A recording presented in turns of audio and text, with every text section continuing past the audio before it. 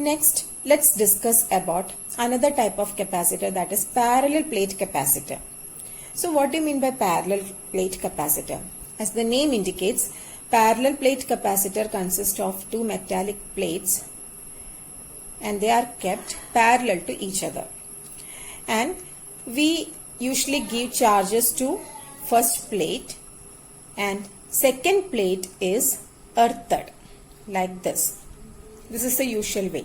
So whenever positive charges, suppose we are giving positive charges to the first plate, what happens? Due to electrostatic induction, negative charges will be induced in the nearer end and positive charges will be induced at the farther end of the second plate. And these positive charges are cancelled or they are neutralized through this earthing process. What happens? The electrons flow through the earth wire in the upward direction and combined with this positive charges, thus the positive charges gets neutralized. Okay, so what happens? In effect, we have two parallel plates, first plate with positive charge and the second plate with negative charges. So this is a parallel plate capacitor with two plates having opposite charges and those plates will be kept parallel to each other. Okay, and what is the principle of parallel plate capacitor? So as we know, parallel plate capacitor consists of two plates. In the first plate, let positive charges is given to the first plate, then the second plate will be negatively charged, right? And the presence of this negative charges decreases the potential of first plate because positive charges create positive potential, that means higher potential, and at the same time negative charges create lower potential or negative potential. So due to the presence of these negative charges, the potential of the first plate decreases. And as you know, the expression for capacitance is capacitance C is equal to Q by V. Whenever the potential V decreases, what happens to capacitance? Capacitance C increases, right? So the decrease in potential increases the capacitance. This is the principle of parallel plate capacitor. So the negative charges or the presence of negative charges on the second plate decreases the potential of the first plate, which increases the capacitance of that parallel plate capacitor. Because you know, as the potential increases slowly, more and more charges can be stored in a capacitor. On the other hand, if potential is increasing suddenly, we can't store much charges to a capacitor. So if we want to store more charges in a capacitor, its potential must increase slowly. Okay, we must keep its potential as low as possible. So we can add more and more charges to that capacitor. So this is the principle of a parallel plate capacitor. Let's try to find out an expression for the capacitance of a parallel plate capacitor. So what is the capacitance of a parallel plate capacitor? For that, consider a parallel plate capacitor and first plate has positive charge, second plate has negative charge. Let the area of both plates be capital A and let the distance between the plates be small d. Now, you know capacitance C is equal to Q by V, right? So this is the basic expression. From this expression, we are going to derive the capacitance for a parallel plate capacitor equal to Q by. And in the first chapter, you had studied one expression relating potential, electric field and distance d. Do you remember the relation? Yes, electric field E is equal to V by d. So what will be V? V is equal to E into d. So you might be wondering, where is electric field here? Children, where is electric field? Electric field is pointing from positive to negative charges, and that electric field exists in the region between the plates. Okay, so in between the capacitor, one electric field is present. So instead of V, you need to substitute this expression V is equal to E into D, right? Then you have capacitance E is equal to Q by. Now, you had already studied the expression for electric field. between two parallel plane sheets, okay, with opposite charge. In the first lesson, you had studied Gauss's law, and as an application of Gauss's law, you had studied that in the region between the plates, the electric field is sigma by epsilon naught, right? At the same time, if it is a single sheet, electric field will be sigma by 2 epsilon naught. And in the region between the plates, the electric field will be sigma by epsilon naught. So here instead of E, you need to substitute sigma by epsilon naught into D. Again, what is sigma? Sigma is surface charge density. And surface charge density is charge per unit area.